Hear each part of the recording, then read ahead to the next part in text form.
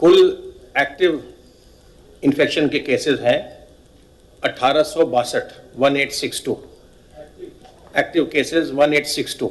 इनमें से 65 में से 5 जिलों में कोई भी एक्टिव इन्फेक्शन नहीं है। कुल डिस्चार्ज जो हुआ है प्रदेश में अभी तक, जो पूरी तरह उपचारित होकर जा चुके मरीज 944, 944। कुल केसेस जो हैं अभी तक 2859।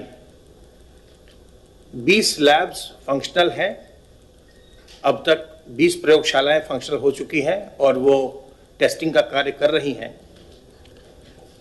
कल जो सैंपल्स भेजे गए उनकी संख्या 3355। सैंपल्स जिनकी टेस्टिंग की गई उनकी संख्या 3521, 3521। कल 300 पूल्स लगाए गए सैंपल टेस्टिंग में। जो पूल टेस्टिंग होती है प्रदेश में, आप जानते हैं उत्तर प्रदेश देश का पहला राज्य था जिसने पूल टेस्टिंग शुरू की। 300 पूल कल लगाए गए जिसमें 1440 सैंपल्स थे।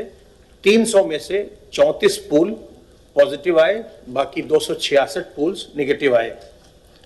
एक जो लैंडमार्क टेस्टिंग में आज मीट हुआ है, प्राइवेट सेक्टर से भी टेस्टिंग हो रही है। आप जानते हैं जो लोग प्राइवेट अस्पतालों में जाते हैं वो प्राइवेट लैब से भी टेस्टिंग कराते हैं। तो पब्लिक सेक्टर के जो लैब्स हैं और प्राइवेट सेक्टर के जो लैब्स हैं, इन दोनों को मिलाकर अभी जो हमें सूचना प्राप्त हुई है, उत्तर प्रदेश ने 1 लाख का आंकड़ा पार कर लिया। आज जो है, आज पब्लिक सेक्टर और प्राइवेट सेक्टर लैब्स की टेस्टिंग को मिला करके कुल टेस्टिंग 1,01,630 हो चुकी है। 1 लाख का आंकड़ा हम आज राज्य पार कर गया है टेस्टिंग का। 1,01,630 प्राइवेट और पब्लिक मिला करके। जो माइग्रेंट वर्कर्स आ रहे हैं उनके लिए बड़ी संख्या में मेडिकल की टीम्स हर जगह लगाई गई हैं ताकि तत्काल उनके जो हेल्थ चेकअप है, स्क्रीनिंग है, वो हो सके और फिर उनको जो उसका एक प्रोटोकॉल बनाया गया है होम क्वारंटाइन या फैसिलिटी क्वारंटाइन या आइसोलेशन का, उसके अनुसार उसमें आगे की कार्रवाई हो सके। हेल्पलाइन का नंबर आपको बता ही दिया गया है 1800-180-5145। ये जो हेल्थ डिपार्टमेंट का हेल्पलाइन है बिल्कुल निःशुल्क है और इसमें दोनों तरह की चीजें हो सकती हैं। अगर आपको कोई लक्षण नजर आ रहे हैं, आपको ऐसा संदेह होता है कि मुझ में कोरोना के कोई लक्षण आ रहे हैं, इस नंबर पर फोन करिए। आपको आपके लक्षणों के आधार पर सलाह दी जाएगी कि आपको क्या करना चाहिए। आपको अपनी जांच करानी चाहिए या घर में ही रुक करके आपको और कुछ इंतजार करना चाहिए। और दूसरी सुविधा इस पर जो और निरंतर चल रही है वो ये है कि अगर आप अपने घर बैठे हैं और आपकी तबीयत खराब हो रही है, आप किसी प्रकार की कोई सलाह लेना चाहते हैं डॉक्टरों से, तो भी आप इस नंबर पर कॉल कर सकते हैं। आपको डॉक्टर के साथ वहीं से हमारे कॉल सेंटर से लिंक कर दिया जाएगा।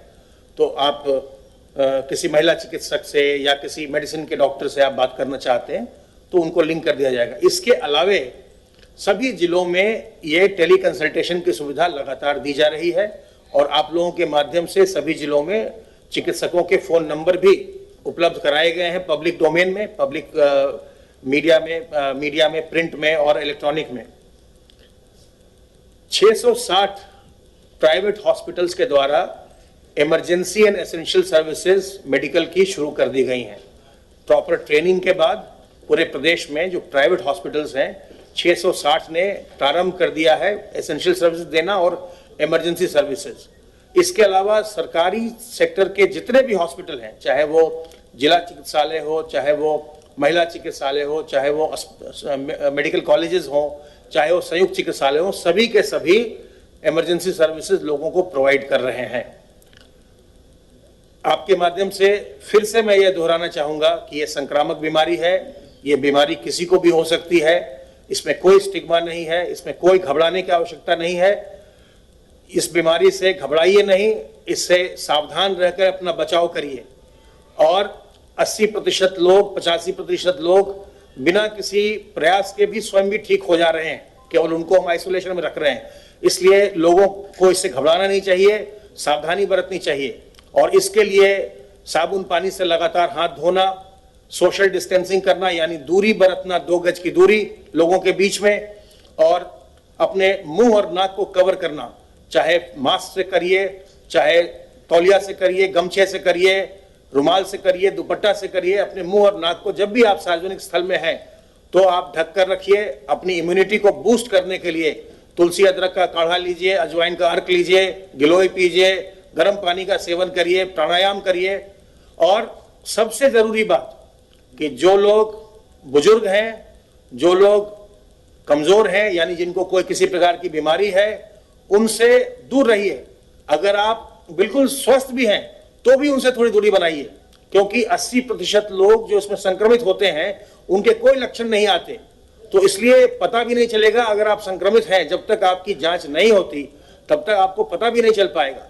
इसलिए जरूरी है कि आप अपने घर के बुजुर्गों से, जो घर में अगर कोई पहले से कोई बीमार व्यक्ति है उससे, गर्भवती महिलाओं से दूर रहिए, दूरी बनाकर रखिए, ताकि वो बिल्कुल सुरक्षित रहें। जब भी संक्रमण होता है तो जो स्वस्थ लोग हैं उनको कोई परेशानी देखने को नहीं आ रही है, लेकिन जो बुजुर्ग हैं या जो पहले से बीमार हैं उनको ये संक्रमण ज्यादा परेशानी देता है। इसलिए उनसे दूर रहिए। और अगर आप घबराएंगे नहीं, सावधानी बरतेंगे, तो आप बिल्कुल स्वस्थ रहेंगे। कोरोना से हमें घबराना नहीं है, सावधान रह के हमें अपना बचाव करना है। धन्यवाद।